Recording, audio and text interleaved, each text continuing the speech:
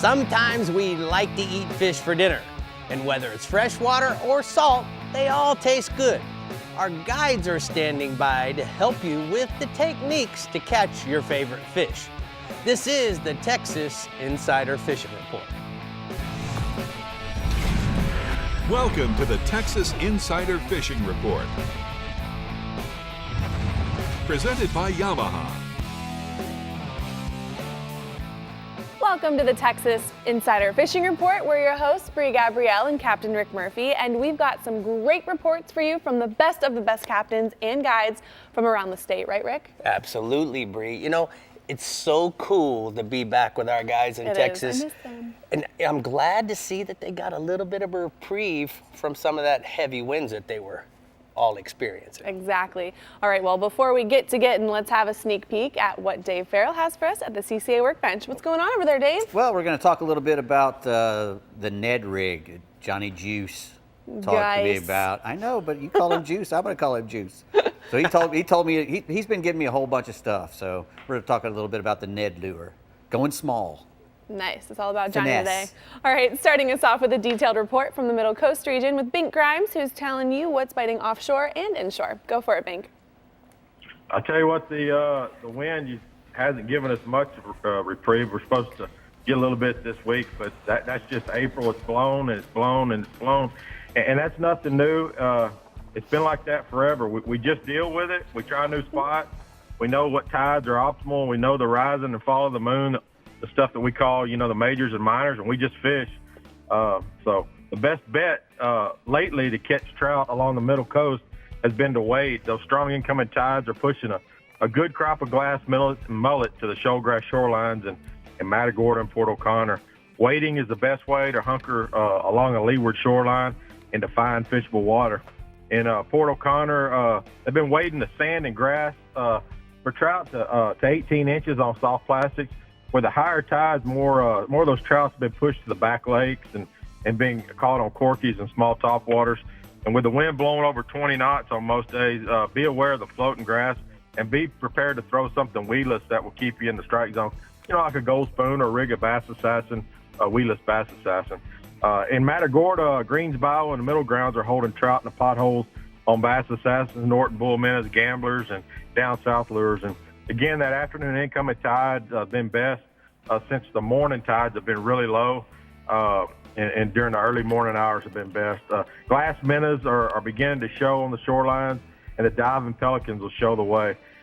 Then in Rockport, guide Rhett Price said trout are plentiful on the shorelines on down south lures and home wrecker lures. On those lighter wind days, Price said he's throwing topwaters, worked over sand and grass humps. He said small trout have been hanging along the drop-offs there on the ICW and best on DOA, shrimp, and gulps. And then the big trout continue to show in East Matagorda Bay. It's been tough to fish them, but any hint of light wind and green water, and you have the potential for the largest trout of your life. We had boats out of my lodge last week, and we're fishing 20 to 25 knot winds, and we had trout to 7 pounds and stuff that looked like chocolate milk. I mean, like you drink it in the morning. It was that off-colored, and we're catching them on gulps under a mid-coast popping cork and just really popping it and create some attention. And boaters in Bass Drop and Christmas Bay have been using the live shrimp over the reefs for trout, and then the back lakes in Port O'Connor and the reefs in San Antonio Bay have produced specks on live shrimp. And that photo there is of Captain Glenn Ging of Bay City. He caught that 7-pound trout while on a 10-boat charter on the Sunrise Lodge there in East Bay. And like I said, the conditions weren't great, but man, the fish are there. You just got to hit them in the head. I like it. All right, tell us about the redfish, Bink. There's a lot of bull redfish cruising the beachfront from Freeport to Port O'Connor. Many surf anglers have targeted these big reds, and most of them have been using crabs and mullet and squid and sardines. And those same fish are hanging around the jetties along the Middle Coast. The Surfside and Matagorda jetty you can get to by foot, but if you're going to fish the Port O and the Port Aransas jetty, you got to have a boat. And all those back lakes are players for redfish right now with the high tides.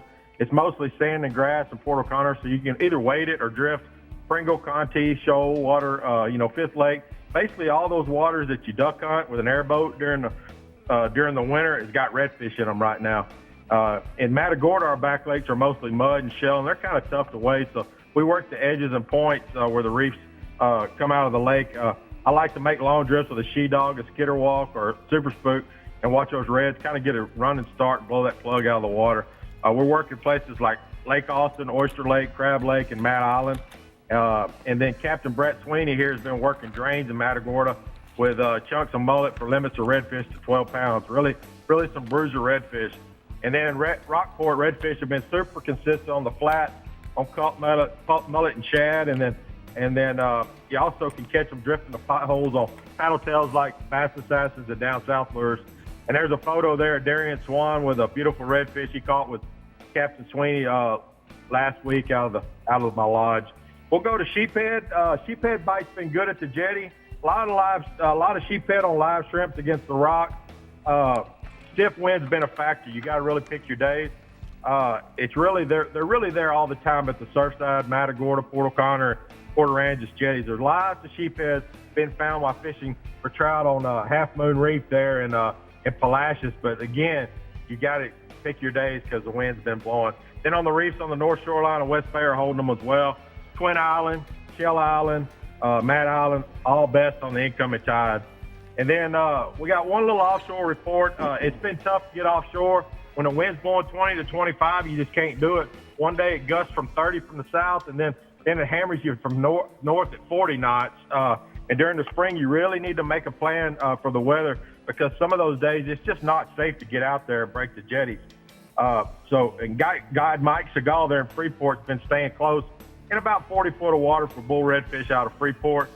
He's been using crabs and sardines, and he's been releasing those fish to near 40 pounds.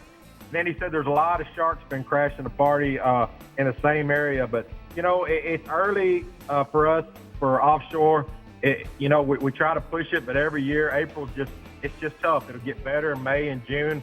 We'll get out there, and it'll be a lot safer and a lot more enjoyable. All right, thank you so much for the pictures this week, Bink. We're going to go ahead and take a look at the hot spots from the Middle Coast region.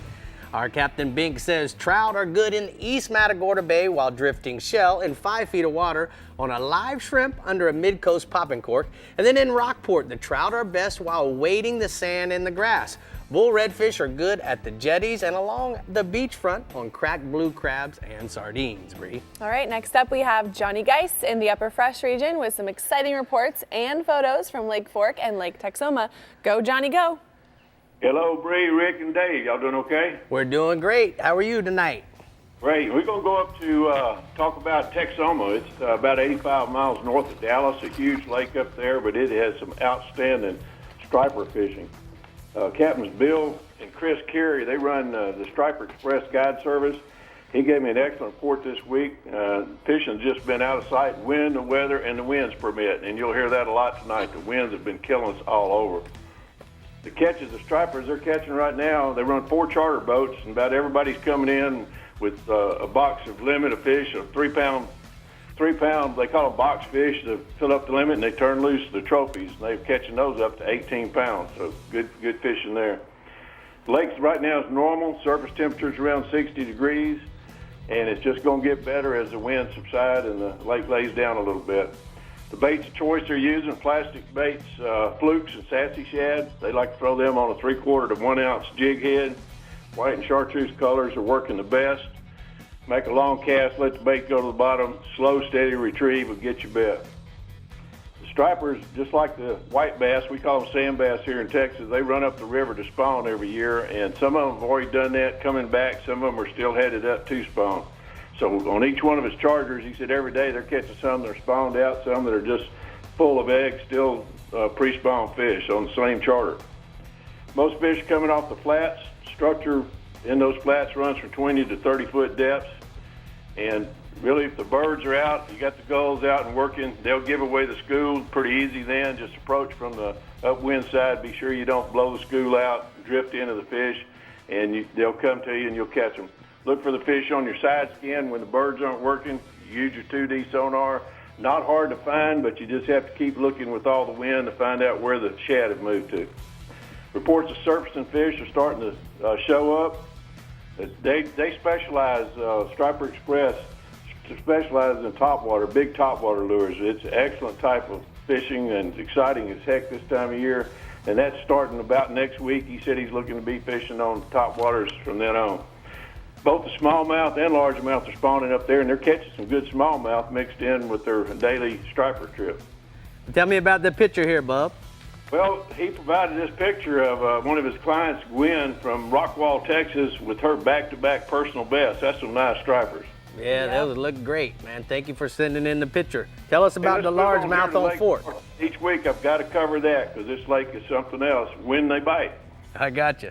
So what about the largemouth? Wave of the major spawn, I thought it would arrive, and then here another cold front comes through, and it's just not happening yet. We're still expecting probably 60% of our fish to come in to spawn. We got some new bass showing up daily in the shallows and starting to see some bass that are already spawned out if you go to the upper end of the creeks. But really is not a lot of spawning activity on the main lake down. From mid-lake to the dam is where the best spawn is starting to happen, where you catch the bigger fish right now.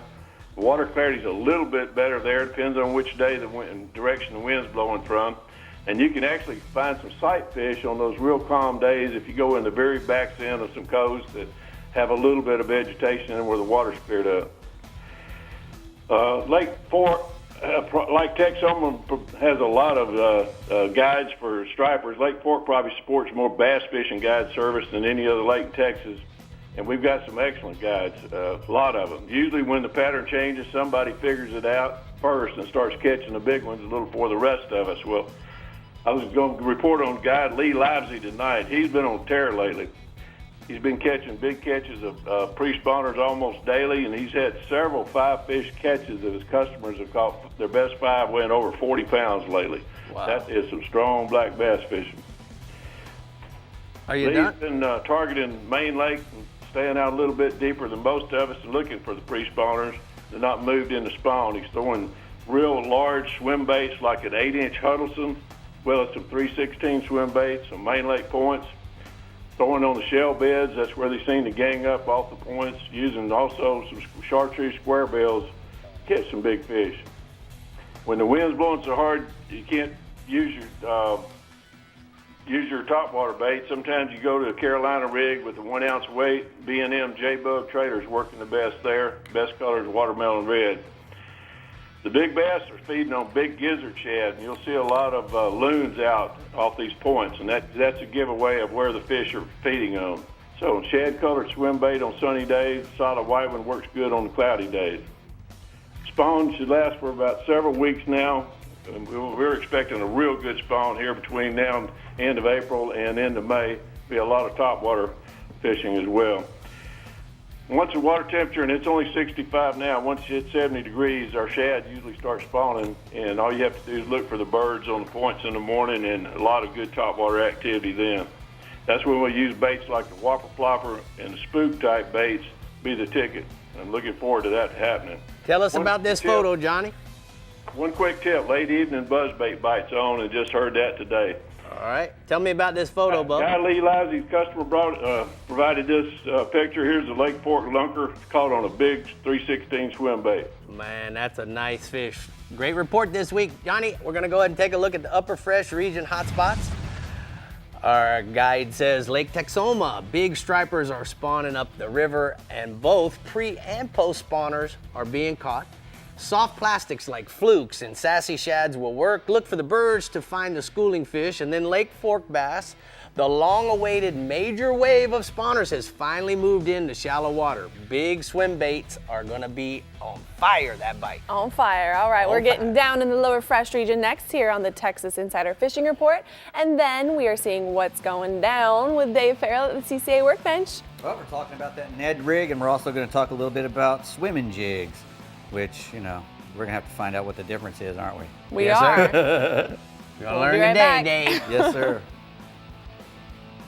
The Texas Insider Fishing Report is brought to you by Yamaha. Reliability starts here. The American Fishing Tackle Company.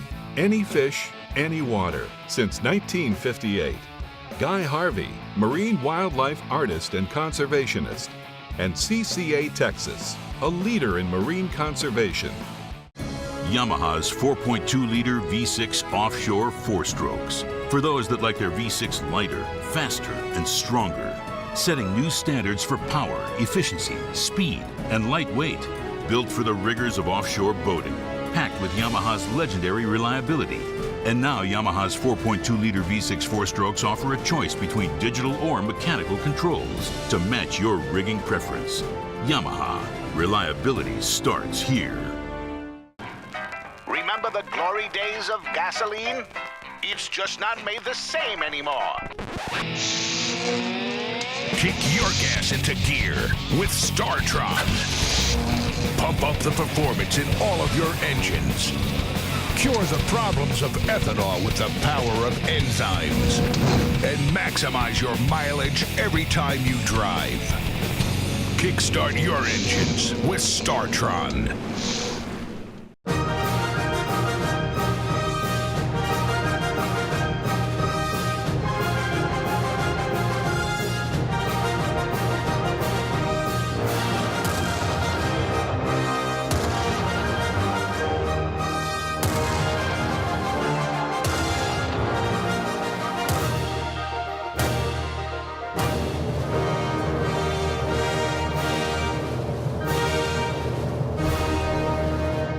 CCA is the largest marine conservation group of its kind. With 70,000 members in Texas, CCA's mission is dedicated to conserve, promote, and enhance the present and future availability of our coastal resources for the benefit and enjoyment of the general public. So if you care about the health of our Texas coastal resources, join CCA today by going to their website, ccatexas.org, and help them make a difference. Use the promo code REDFISH to receive your free hat with your membership. CCA, the leader in marine conservation.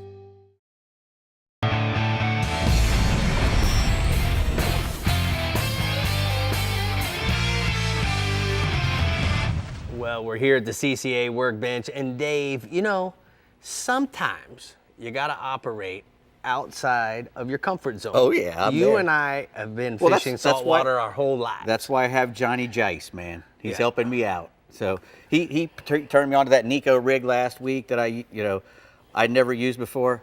I posted a thing on the Texas Insider Fishing Report. You go take a look at that bass I caught in my backyard, which gets hammered. My backyard gets hammered by all new stuff all the time. It's hard to catch a bass there sometimes, and that Nico rig worked for me. Didn't you say you caught one fish that was 5 pounds? Yeah, I caught 3 before. I think that was the third one. I caught one, and then a 5-pounder on it. I was going, oh, I love this rig. So, yeah, man. Anyway, well, this is another rig from Johnny. This is called the Ned rig, and it's a finesse rig as well. It's for when you go small and you want to try to get bites when you can't get bites, or if you want to search a lot of area. And the key to this little bait is this mushroom head, and this is even a big one, believe it or not. They usually use a 1/16 or even a 1/32.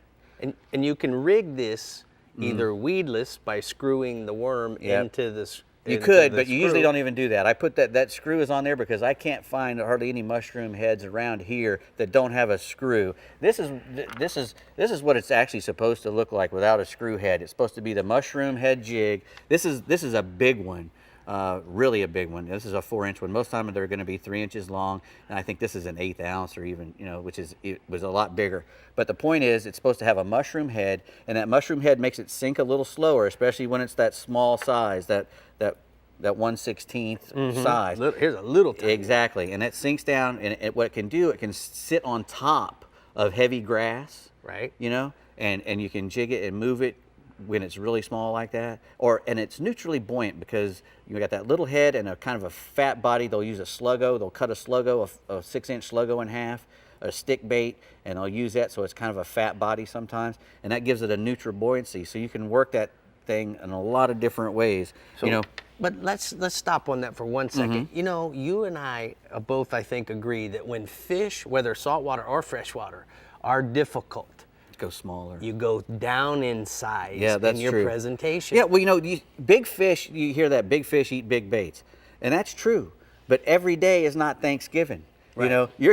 Most of the time they're eating smaller stuff. Right. And if you're having trouble getting a bite, always go down in size. And that's what's really good for these. They're great for searching. And probably the best way to fish this little thing is get in, it's kind of a shallow water, and they'll fish it just straight right over the top of the grass, just a steady retrieve, just right over the top. Doesn't even hardly do anything. It's just a little bugger that's moving along, and they see it and go get it. Or you can hop it. You can hop it on the ground like a little minnow or something.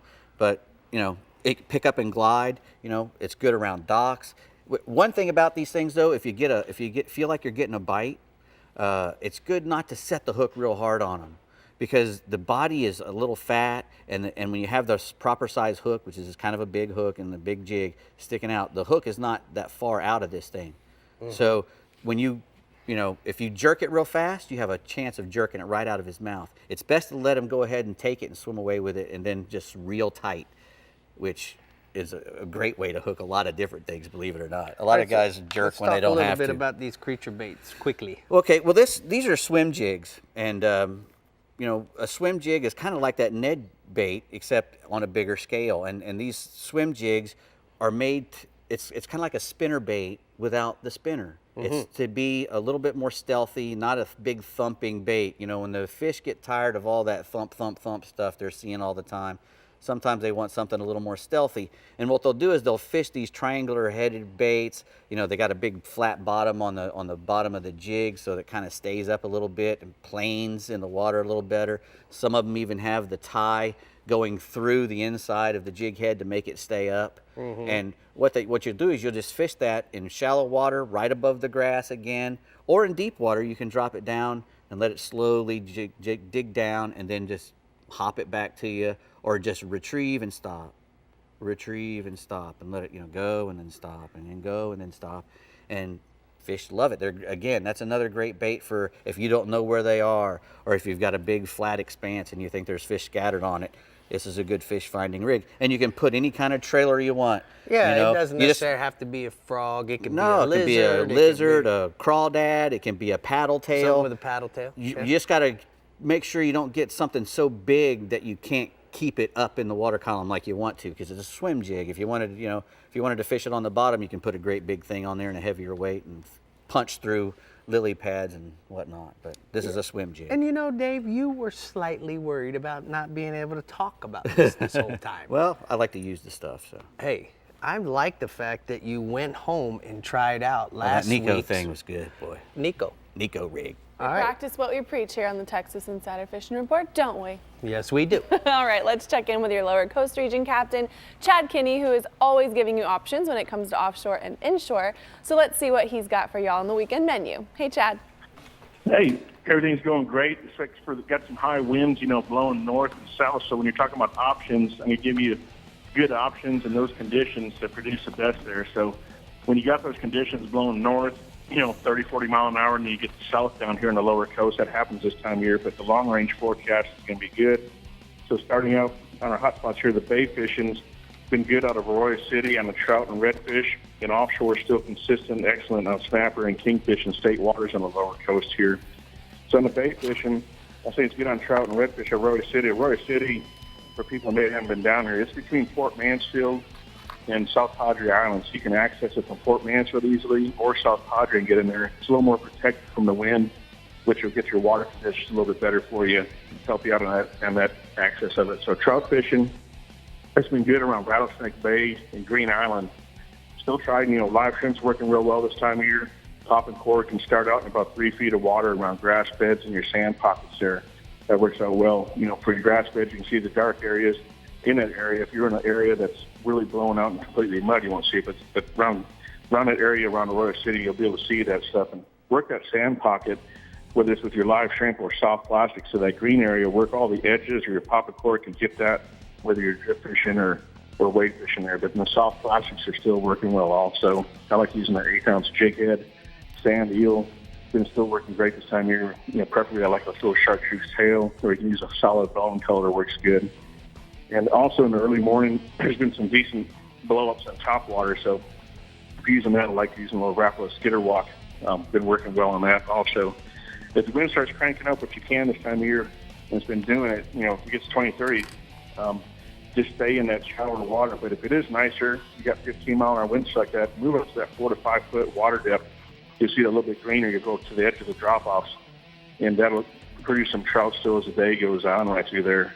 And rattlesnake's been producing. If the wind really cranks up higher, guys, you can get in the rattlesnake and it's protected back in there. And so if it's blowing 30, you'll still get some green water. You get back in there, and that's where I would hide and look for that. And I've got a buddy of mine, Captain Ruben Garza, that was just out there. And they got a picture of a trout here with one of his clients, Paul Messing. He's got a beautiful trout they released, 29.5 inches, 8-pound trout. That's a nice fish, Chad. That's a really good one, man. It's beautiful. You can see there the watercolor there, Rick. You know, you can see it's got a little bit better clarity to it. If it was out in the open water in our basis, I'm sure it'd be completely brown. So when it gets higher winds, try to hide in those areas back there. So what else you got in the lower coast region inshore? Yeah, inshore heading redfish. Same thing, good around Rattlesnake and Green Island. And I'd start early if you're looking for the reds and head up east out of there. Go up shallow, look for, wakes in the water, look for mullet flipping, anything else like that. If you see that action, whether it's wakes, pushing, shadows, or mullet, go ahead and stop. And the best thing to do up there shallow, I'm talking like knee deep or shallower, go ahead and power pull your boat down, get your guys out of the boat, and start pushing in there. Of course, everybody's got the power pulls. You have the remote controls with you. It makes life so much easier in this long laguna down here. So you can walk in front of there steadily, keep on fishing, power pull up and power pull down as you go. You cover so much more ground, and the boat be right there behind you. And as far as lures and stuff, Gold Spoon's always my go-to down here. I like the 1/8 ounce to 1/4 ounce weedless Gold Spoon. Quick retrieve works really good. As the day goes on, move deeper water, and keep on using that spoon or a soft plastic paddle tail with a chartreuse tail works really good. Yeah. Got a good picture there of Sandra Garza, who's a general manager of a lodge right next to me, Getaway Adventures, and she was out there, took a day off and went fishing, so she got a nice redfish that she released also out there. I like the pink net, bub. That's cool, man. All right, well, on the offshore, yeah, the snapper fishing still stays good here in Texas waters. Kingfish are showing up too, so the snapper, when it's calm, keep on using the 40 to 90 foot of water. Use a Williamson jig fluttering jig's working great. And that's going real good. Got a picture of a red snapper there. Nice fish. We've been keeping consistently catching those. Nice. And the kingfish have been moved around the structure here.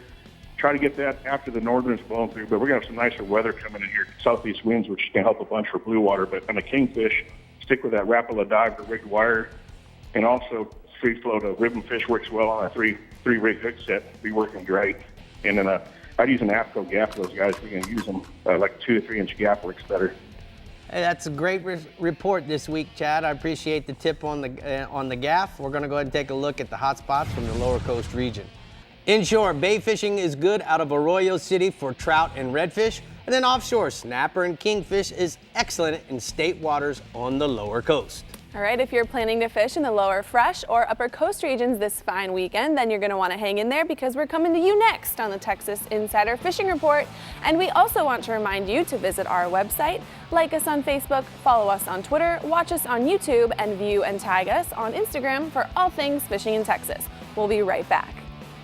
The Texas Insider Fishing Report is brought to you by Contender Boats, always in the game. Bass Assassin and Saltwater Assassin, the best lures, period. CCA Star, fishing fun for giant prizes and scholarships. And Costa Sunglasses, see what's out there. Master your most challenging offshore experience with confidence and ease with Yamaha Helmmaster. Precise, intuitive control on the open seas. Unrivaled ease for maneuvering and docking in port. And now SetPoint adds 3 new dimensions to boat control. Maintain boat position with fish point, or a position and heading with stay point, or a heading while you drift with drift point. Yamaha Helmmaster, now with SetPoint. Complete digital control for today's larger offshore boats.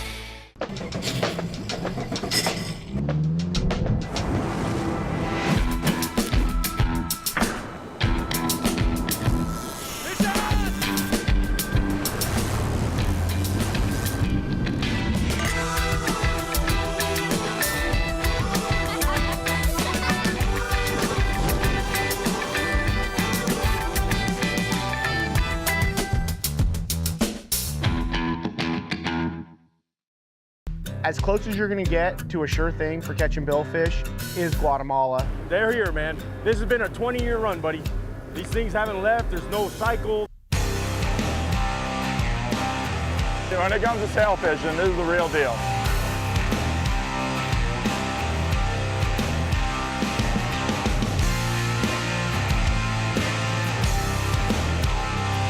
The amount of sailfish here is ridiculous.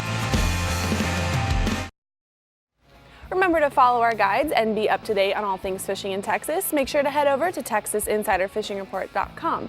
You can catch all of our shows on YouTube channel. As well, remember to like us on Facebook at Texas Insider Fishing Report and follow us on Instagram at TifferTV. Also, don't forget to send and tag us in your Fishtastic photos and videos. Fishtastic. Fishtastic, yes, of course.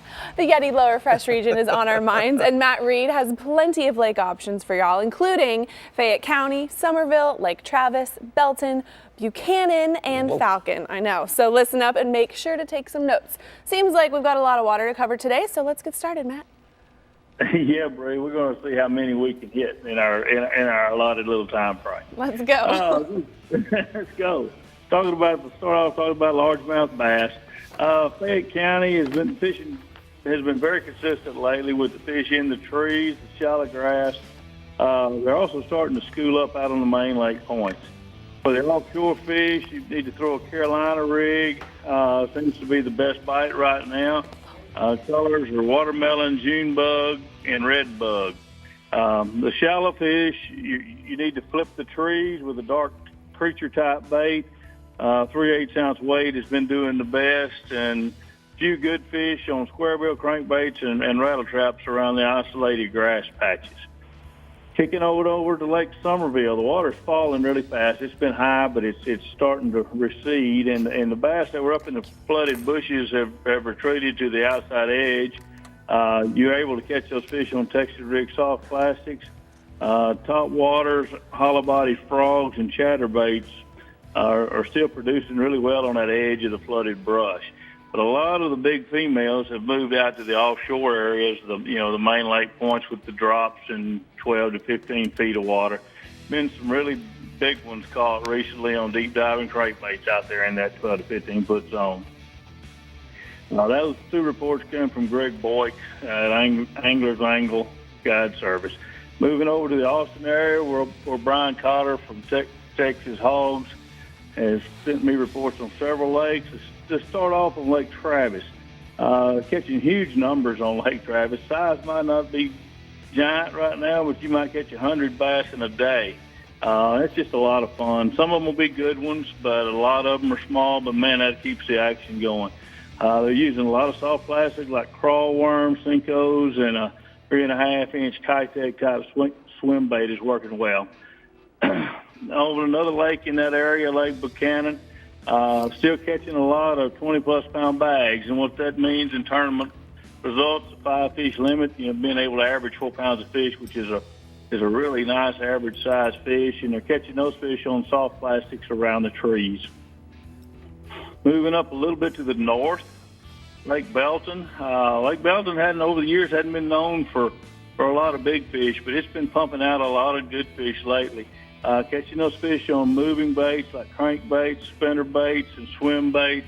Belton's clear, so you can get them to come from a long way and react to those type of baits. A lot of the tournament winning weights now are over 20 pounds, and that used to be unheard of on Belton. But after a few years of low water and good cover, now the water's back up in it, and man, you're catching a lot of nice quality fish. Moving on down to my favorite stomping grounds at Lake Falcon. Falcon is still rocking, and yeah, rock is a key word there.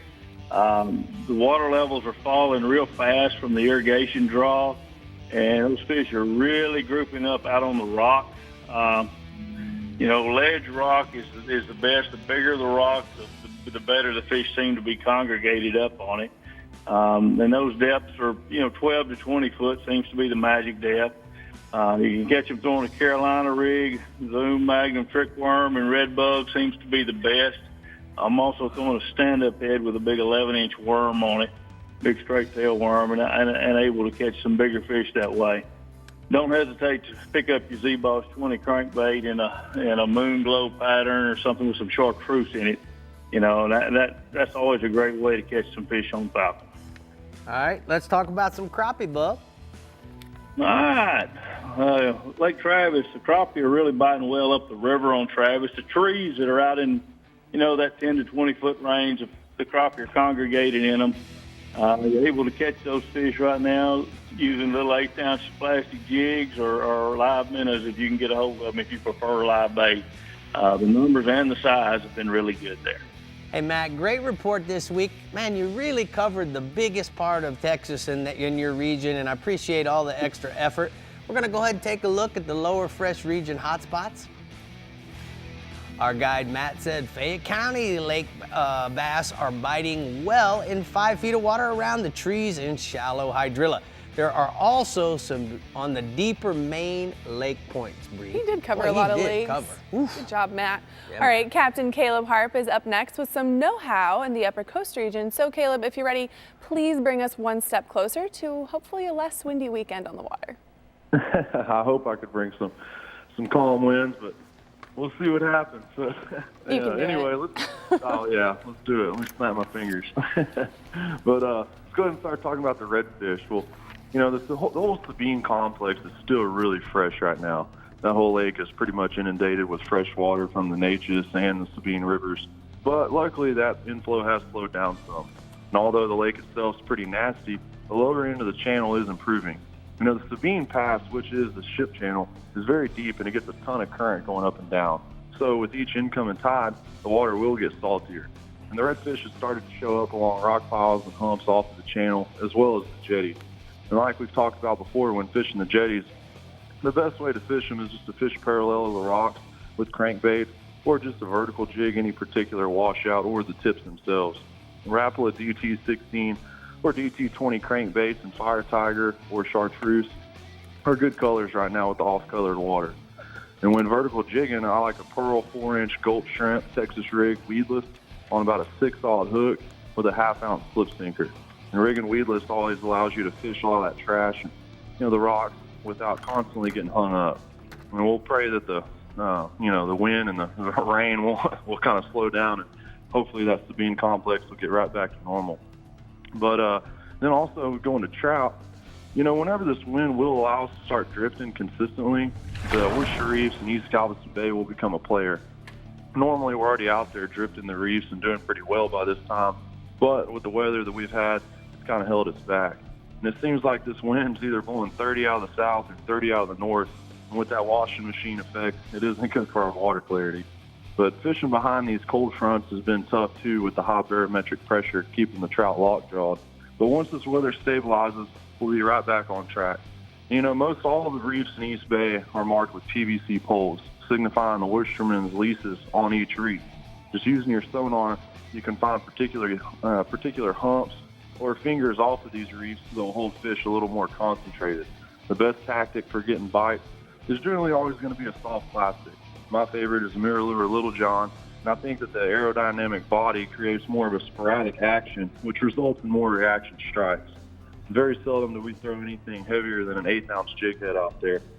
You know, those lighter jig heads are always going to allow for a slower suspension, and that's going to be key for getting more bites, in my opinion.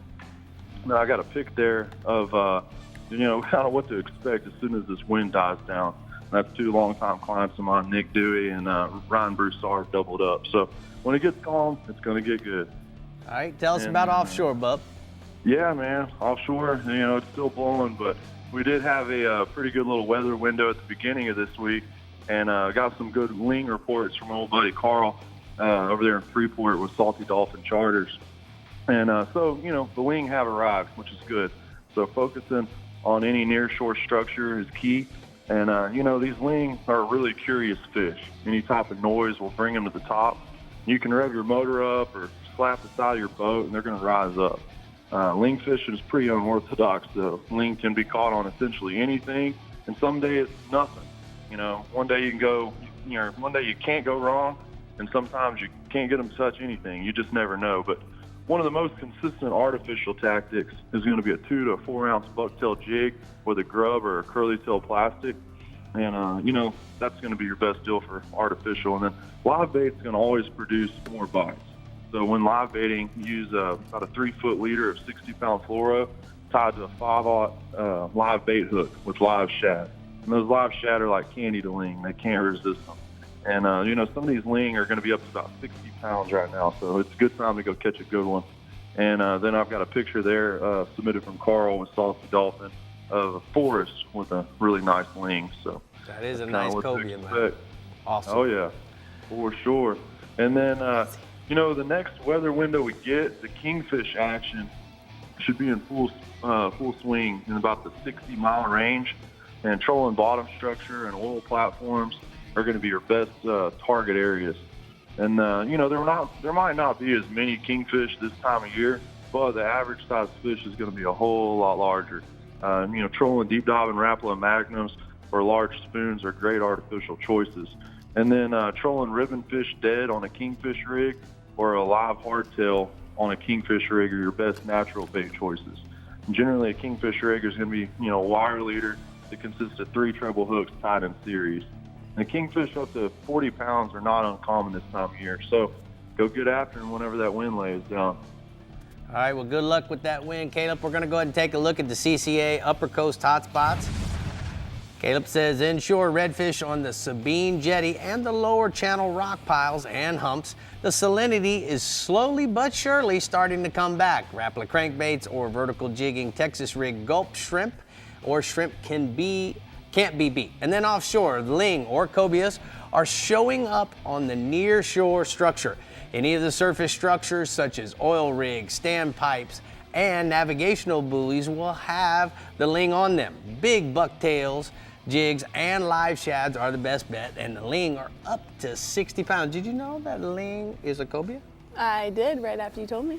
All right. Gotcha. I'm so glad you're so smart. I am. Well, Rick, I can't believe it, but we're already covered all of our regions except one here on the Texas Insider Fishing Report. And bringing us to a close will be the Middle Fresh region, but not before we see what Dave Ferrell has for us at the CCA Workbench for new products. Dave? We got a bunch of good stuff, and we got something that's going to protect the most important thing on your fishing day.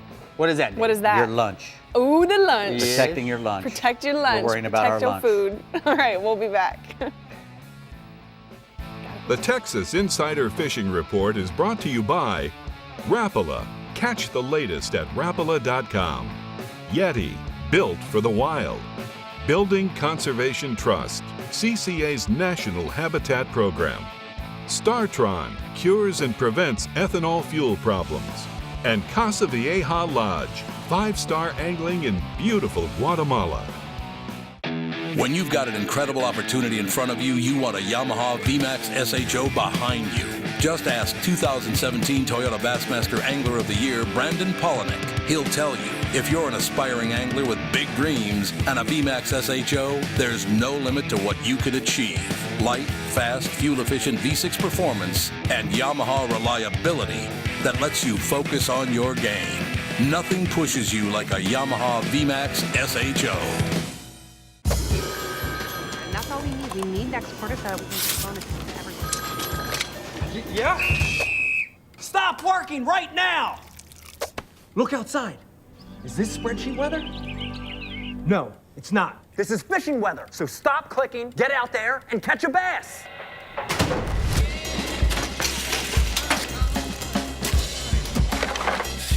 Stop what you're doing and start fishing Rapala Ripstop. Thanks for tuning in to the Texas Insider Fishing Report. Be sure to like us on Facebook and follow us on Twitter and Instagram to keep up with our captains, contests, and appearances. You never have to miss a show. You can find full episodes as well as special segments right on our homepage. Just head to TexasInsiderFishingReport.com for everything you need to know to stay hooked up.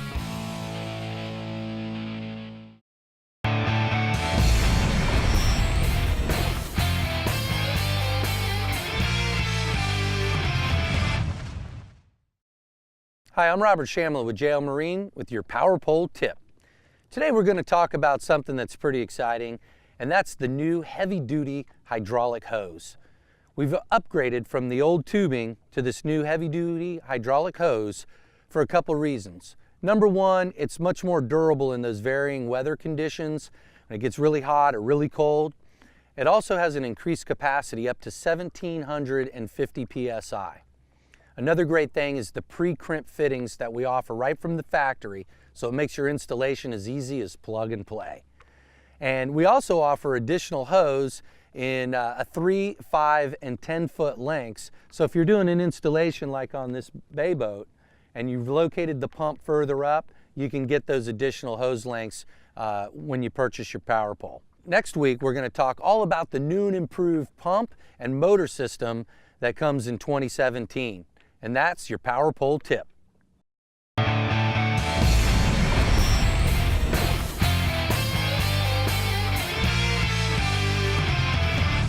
Well, we have a CCA workbench full of new products, Dave, so yes, sir. Why don't we just hop right on in? All right, we're going to start. We got these Lake Fork trophy lures, and we hear about Lake Fork all the time on the show, so I went out and see what I could get from there, and sure enough, they make their own little lures, these fellas there, and these are the worms. They go from 8 to 10 inch. They come in 14 different colors. You notice these are a little thicker. Yeah, they're a little thicker. They got a fat give the rings give it that breathable, little bubbles come off of it when it comes down, gives it a lot of vibration. It's got the double curled tail, which gives it a lot of extra action, and they're salt and garlic impregnated because Dave, everybody likes some garlic. Remember when we were kids? There was a worm that came out, and they referred to this with the ribs as a woodworm. Do you remember that when we were kids? No, a woodworm. Woodworm. No. They called it a woodworm. It looks kind of like a saltwater worm, actually, a red saltwater worm. But But anyway, Lake Fork trophy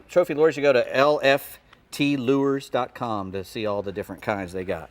All right. Anyway, these were I found these on Facebook. These are frugal lures, and I found them from fishingfrugallures.com, and I got all these for less than $100. I ordered all these are Ned rigs came in a giant thing called a mega pack. Right. I got 20 of those, and you can also choose all your different skirts and the jig heads for all the different jigs they make. I picked all these colors myself. I picked all the blades for you can mix and match? Yes, you can do everything. They have tons of different styles, colors, weights of all these spinner baits, and even bladed jigs.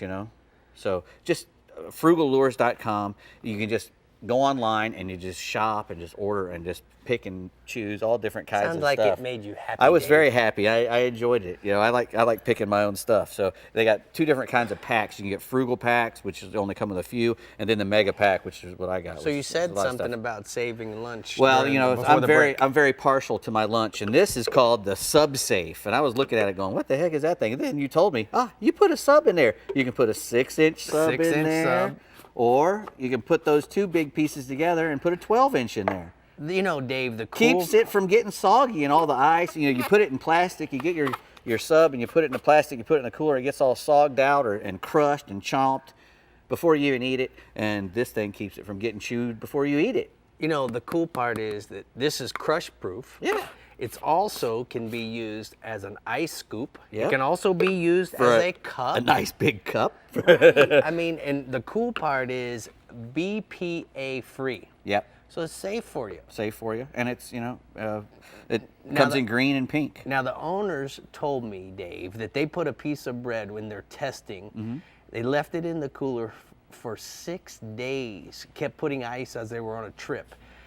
Certainly the bread came out, it was cold, but no condensation whatsoever. Yeah. Well, it's, airtight and waterproof. And it's great for not only food. You could put your phones and your keys and all that other stuff in there. If it goes in the water, it's going to float and, keeps everything dry. I wonder if I could put a 9-piece Dion's chicken in here. I imagine you could. I'd try anyway. I would give it a try. We got to have Bree's help on that. All right, here we've got these tuna and dolphin candy and a daisy chain from Jaw Lures, and I like any kind of multiple type deals, especially when you're talking about dolphins and tuna. They get in a big school, and you run a daisy chain like that through there, right, and it just brings them up. This is 200-pound high seas monofilament. They all got nice mustad hooks on them. A 6-inch resin-headed, hard lure. So I like it. Very, very cool. Anything will eat them, but these are, it's targeted for dolphins and tunas. But shoot, a wahoo will eat that too. You got to be careful. But usually you'll get away with it maybe if you got the 200-pound mono. It comes with by the way, it comes with this nice camo little thing that you get with it. The one thing I like about this is that you can rinse them out Yep. And then put them in here, and they'll still have the ability to dry. That's right. And no mildewing. That's right. Pretty work, guys. I like it. Good job Jaw over there Lures. at the workbench. JawLures.com. All right, speaking of jawing, Brie. Yep, about to. Closing us out is your StarTron Middle Fresh Region guide, Matt Loescher, who's got the skinny for Richland Chambers and Toledo Bend. So, Matt, let's hear it. Hey, Bree. Yeah, I got it for you. I'm going to talk real quick about Richland Chambers. I spoke with Mr. Bob Holmes over there, and he tells me that they are absolutely hammering the white bass and the hybrids over there. Said the best way to find them is just go look for the birds. You know, that's the quickest way to locate them. Those birds are usually going to be working shad, and the fish are going to be right underneath. Those white bass, they're usually pretty simple to catch once you get around them, but they're nomads, you know, so they're moving all the time. Just try to stay with them and use anything that imitates a shad. Something like a sassy shad's real good, or like a little shallow diving crankbait, or something like that, you know, shad colors or something chrome. He also told me that the blue catfish are really eating it up. Closer to the bank, though. Still on a shad pattern. Livestock shad are the best for those. Just, you know, stay close to your wind-blown bank or your points where those shad that are moving up to spawn are coming in at, and those blue cats are going to be feeding on them right around the bank. So that's an easy way to catch some fish and have a good time. So, Matt, I have a question for you about the white bass. My question is simply, listen, when you guys see the birds busting and all of that stuff, how do you like to approach that? You're not using your big motor, you're using a trolling motor, correct? And then you kind of just blow past them? That's right. Or do you want to blow into them? How do you guys do that? Yeah, well, I like to always work into the wind. That way the wind doesn't just blow me right over the top of the fish. You know, what I try to do is, you know, if I'm within trolling motor range where I can get there quickly, if the birds are close to me, I'll just put the trolling motor on high, go into the wind toward the birds, and start casting, making as long a cast as I can with, you know, a heavy crankbait or, you know, even a big topwater or something like that, that I can make a long cast with. That way I don't blow right into the fish and spook them. Is there any specific type of top water you like? Is it a chugger or is it a walk the dog style of bait? What kind of top water? Usually, I'm a fan of the walk the dog style. You know, it just they like that when they're on shad. That walk the dog style is big. They really go after that, especially if you're working it fast. You know, don't work it too slow. I like to work it real fast, like it's a shad trying to get away. You know, they're coming up behind it. If you slow down, that makes it seem unnatural. You want to speed it up because that's what a shad would do. All right, so on the blue cats, define that staging area a little bit more for me so I know what to look for. Okay, so, you know, your shad are always going to stay, you know, they roam around usually in the channels. So you want to look for your deeper channels, and if you can find where one of those deeper creek channels or river channel comes up against a bank or a point, those shad are going to use that as an access point to that shallow water. And then they're going to use those points to move like a ramp from deep to shallow. And so as they do that, you know, the fish are just going to come up there with them. And so as those shad move up, you know, they like to be around, the wind is always a good thing because it just kind of keeps everything active. You know, the fish get spooked less by the boat and things like that. So the wind's always a helpful factor to have the wind kind of with you on that deal. So you want to target the wind-blown places where those deeper channels come close to a point or a bank. All right, tell me about the yellow bass. All right, I'm going to move over to Toledo Bend on that. I talked a little bit about this last week, and it's basically the same deal. They're on these flatter points, you know, on the main lake and in the mouths of the creek. And similar type deal, the shad are moving in to spawn, and the fish are following. And these yellow bass they like to hang out in that 10 to 15 range, you know, under the shad. And, you know, if you can get your hands on some live shad, that'd be a good way to catch them. We usually just use live minnows. That works well as also just tight line that live minnow in 10 to 15 feet of water on those points, and you should catch them. And, you know, we're catching some other fish mixed in with them as well. You know, some crappie, some white bass, occasionally some spotted bass, things like that. So it's a lot of fun for the family. If you want to go out and just do some catching, it's real easy. Tell me about the photo, bub. All right, so, you know, I was talking last week about the cheese balls and what they look like on the sonar. So I got a picture there of my down scan, and if you look, you just see a bunch of little white dots down by the bottom. And those little white dots, every one of those is a little fish. You know, some of them are probably some different species mixed in together, but usually your crappie and your yellow bass, that's what they're going to look like, is little rounded dots. You know? All right. That's why I call them cheese balls. All right. And because they're a smaller fish, you know. Cheese puff. Great tip, bud. We appreciate it very much. We're going to go ahead and take a look at the Middle Fresh region hotspots. He said Ridgeland Chambers is putting out limits of white bass and hybrids. Look for the birds and throw shad imitating baits like a sassy shad. Blue catfish are gorging on the shads around the points and wind-blown shorelines. And then live caught shads will work best to catch them. Yellow bass are still hot in Toledo Bend, and the main lake points are best place to find them in 10 to 15 feet of water. Use live minnows, fish close to the bottom, Brie. Those look like Pirate's Booty cheese puffs to me. I want to go catch some of those catfish. I want to try some of that range cubes, you know, staging up an area and then having the blue cats come in. But you stole my range cubes. So. All right, guys. I'd like my range cubes Thanks for tuning back. in. We'll be back next week with your guides, your captains, and the best reports from around the state. See you next week. Guys. Bye.